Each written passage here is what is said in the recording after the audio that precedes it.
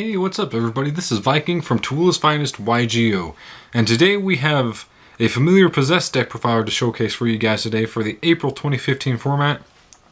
And this has got to be one of my favorite decks of the format right now. It's just kind of something that came up randomly, and it's a deck that I highly enjoy, I found really fun, and it's just a really cool deck. I mean, it's a deck that actually adapts to the decks you're playing against to either be aggro, control, or stun, just so that it works the best versus those decks, and you can side deck basically anything under the sun that would hurt any of the top tier decks right now. So it's a really cool deck, it's really versatile, and it's super cheap. This deck cost me $3 worth of commons out of my local common box to build. So if you were a budget player and you wanted to build this deck and you already had some rank 4s lying around, go to your common box, look for the cards, put it together, trade for some of the cards, put it together, do whatever you need to do, build it. I would highly recommend it if you're a budget player because A, it's cheap, B, it works really well against the format, and C, it's super fun. So I'm going to get jumped right into deck profile for you guys and show you guys what I'm running. So to start off, we have 2 Wynn, which is your Wind Familiar Possessed. And for all the Familiar Possessed monsters, the only thing you got to worry about is their attribute, their type, and their defense. Their effects don't even matter in any way, shape, or form. Just know that they're Familiar Possessed monsters with different attributes, basically. Their effects, you can only use if you're running a Charmer deck, basically, and we're not running a Charmer deck, we're running a Familiar Possessed deck. So their effects you never, ever, ever use. You can't use them, basically.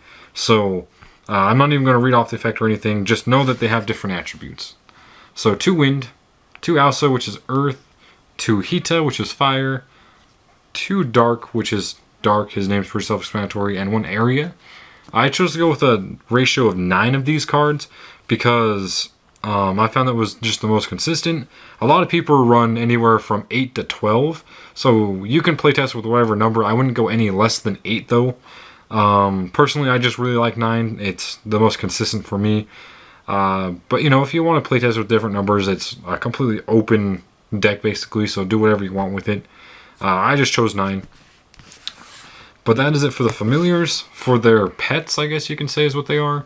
I have 3 Jigabyte, which is a water reptile that is level 4, 1500 attack, 200 defense. And his effect reads, when this card is destroyed by battle or by card effect, you can special summon 1 monster from your deck with 1500 attack and 200 defense, except for a Jigabyte. So he summons your other pets, which would be your 3 nefarious archfiend of nefariousness, and your 1 inari fire.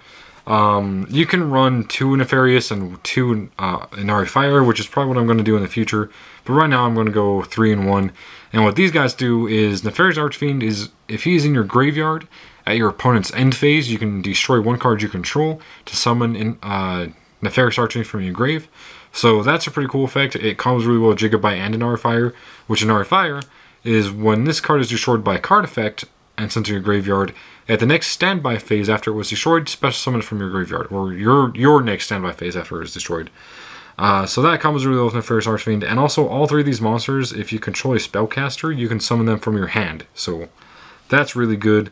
You know, gets you a lot of rank 4s, gets you a lot of different combos, just really good consistent cards. And is actually one of the reasons why the deck works is the fact that these were released.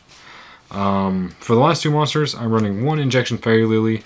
This card is actually really amazing in this deck, and the reason why is because it's a spellcaster with 1500 defense, which means you can summon it off of your Unpossessed, which is a trap card we'll get to later.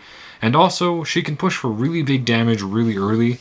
Her effect is you pay 2,000 life points, and she gains 3,000 attack when she attacks or is attacked, basically. So, and that happens in the damage step, so they can't really negate her effect with anything. But she can push really damage. She can get over really big monsters, you know, different things like that. Just a really good problem card beater that you can just get over problem cards with. Pretty cool card. And then the last card is my 1 Kycoo, the Ghost Destroyer. He is a level 4 spellcaster, so I can summon all my pets off of him because of the fact that he's a spellcaster. And then also he's a Walking Imperial Iron Wall that also removes stuff from your opponent's graveyard from play. So he's just really good against the meta and has actually gotten me a lot of games against like Necros and stuff. So really amazing card, and it's just a personal tech of mine. You can put whatever you want in here, whether it's Breaker or Defender, you know, different things like that. I just personally like the Kycoo, really good card. That is it for the monsters. It's probably like 19, I think. For the spells, I have 2 MST. This deck really hates back row decks, but I felt like 3 MST was too much just because of Necros. And the fact that BA don't run that much back row, but they run enough that you want to have something to get rid of it with. So I feel like 2 MSTs was perfect. I do side the third one for if I go against like Satellars or whatever. But even then, a lot of times I won't side in the third one just because I want to keep room to side in other cards that hurt them more, like the Light Imprisoning Mirrors and stuff. So I just felt like 2 MST was perfect for the main. And then I have 2 creature swap, which is actually really cool in this deck. Because if you give your opponent your Jigabyte and you attack over your Jigabyte, since Jigabyte goes to your grave, he was destroyed and sent to your graveyard, you get to use his effect. So you get a special summon a free monster, and you took your opponent's monster. So you basically go +1 off of that, and it's just really cool, the fact that you can do that. So I found that creature swap is really good, and it's a really good surprise factor. No one's going to expect it in a deck like this, so it's really fun. And then I'm running 2 one-shot wand. This card, you equip it to a spellcaster type monster, they gain 800 attack, and after they attack or are attacked or whatever, you can destroy this card and draw 1 card. So it's really good. It gives you a really big boost, and it's kind of like a pseudo Unpossessed in a sense. But it's also able to equip to your Injection Fairy Lily and your Kycoo, making Kycoo 26 walking Imperial Iron Wall, which is a pretty beefy Imperial Iron Wall in my opinion. And then it can make your Injection Fairy Lily go up to 4,200 attack, which is a very big needle in my opinion. I'd be very scared of that needle. So that's one of the reasons I'm running those. Just really good cards. And then I'm running 1 Raigeki, 1 Dark Hole, and 1 Book of Moon. For those of you that can't get a hold of a Raigeki or you can't afford one or whatever, you can run 2 Dark Holes instead. That's a really good option as well. Same concept. Dark Hole's actually really good in this deck because if you destroy your monsters, you get pluses off them, whether it be Jigabyte, nefarious archfiend, or if you have Unpossessed on the field. Dark Hole just combos really well with the deck. And then the other 2, obviously field clear, and then, the stun purpose that Book of Moon gives it. So, there's the spells. For the trap cards, I am running the 3 Unpossessed, of course. This card is amazing, and it's one of the reasons why the deck works so well now. What it does is it gives all familiar possessed monsters 800 attack when they attack. So that's really good. Makes them 2650 when they're attacking. Can get over basically everything. And then also, if any monster you control is destroyed, they don't have to go to the graveyard if they're just destroyed. You can summon 1 spellcaster type monster with 1500 defense from your deck that has a different attribute than one of the monsters destroyed.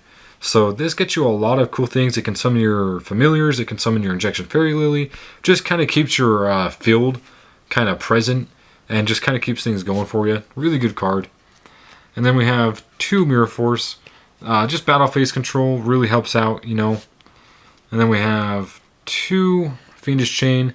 This could also be breakthrough skills or effect failures, just depending on what you have or what you like personally. For me, I like Fiendish Changes because it stops attacks and effects. That's just my personal opinion. And then we have 2 Phoenix Wing Blast. This combo is really well in the deck as well because if you discard your Nefarious Archfiend, he's now in grave, and you controlled your opponent's field by getting rid of one of their cards.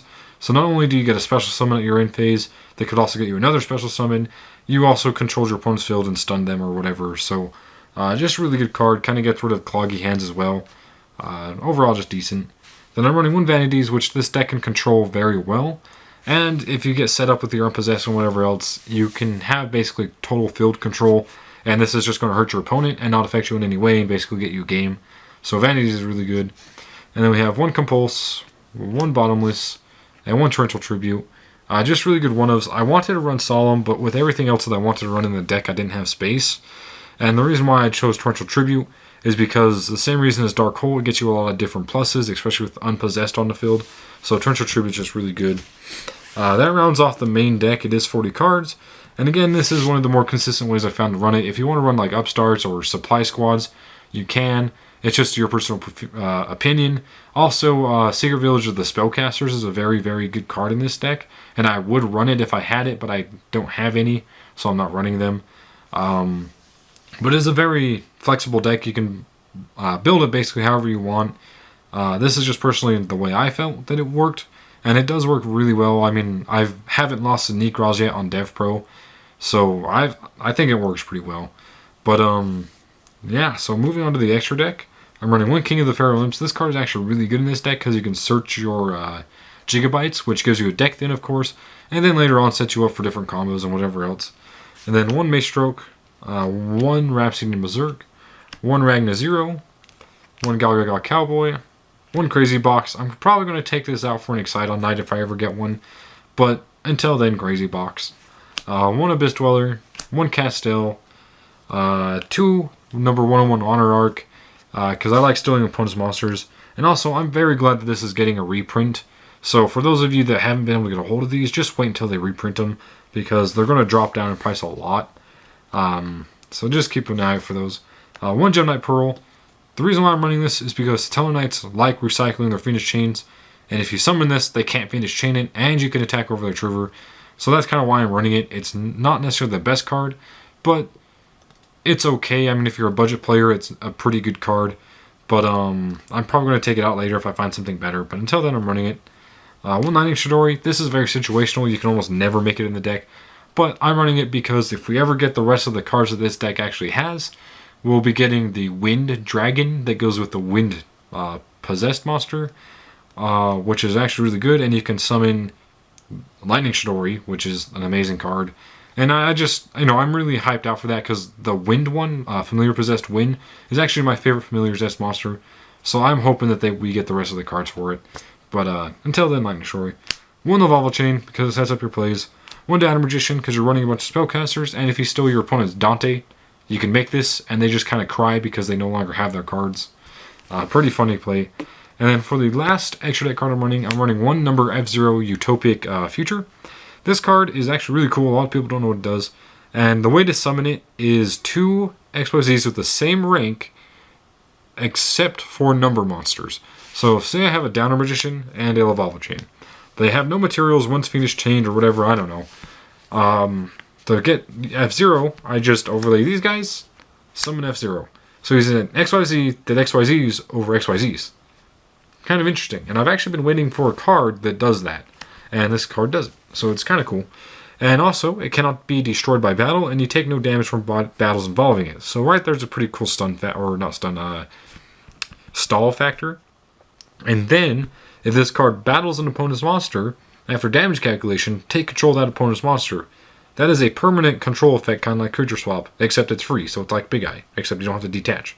So that's pretty cool. I think that's really good. And then its third effect is if it would be destroyed by a card effect, you can detach 1 card from this, or 1 material from this card instead. So not only is it protected from battles, it's also protected from card effects, and it steals your opponent's monsters. I think that's a really cool idea, a really cool effect. It's not necessarily the greatest in the format right now, but there are a lot of rogue decks that don't know what this is, and this actually hurts them a lot. And I've actually on DevPro summoned this in defense. Opponent attacked into it. It didn't do anything, and then I got to steal their monster because they attacked into it. So that was kind of a misplay on their part because they didn't read the card. But I just thought that was kind of funny because they didn't know what it did. But I don't know. It's just a really fun card. I really enjoy playing it.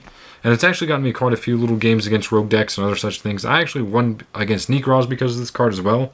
I stole their decisive armor and they couldn't attack over it and they already used their Trish. So I thought it was kind of cool. But that is the deck profile for you guys. If you have any comments, questions, suggestions, concerns, whatever, leave them down in the comment box for us. We'll get to them as quickly as we can. And again, I would highly recommend this deck for a budget player who just wants to build something fun but actually works fairly decently. This is a really good deck and is really cheap. And then also, the intro video that we're going to be putting on this video and probably the ones after this video are going to have like a little song clip from a song that actually me and my friend Kreeper wrote, which he's also part of the team. We are guitar players, and we're actually part of a band called Memories Never Die, if I remember right. We just joined the band. So if you guys go ahead and go give those guys a like, a subscribe on their channel here on YouTube, that would be really amazing for us. Also, don't forget to like, subscribe to the team channel here because we would like that as well. We greatly appreciate it. I thank you guys for watching. I hope you guys enjoyed the video and have a wonderful day.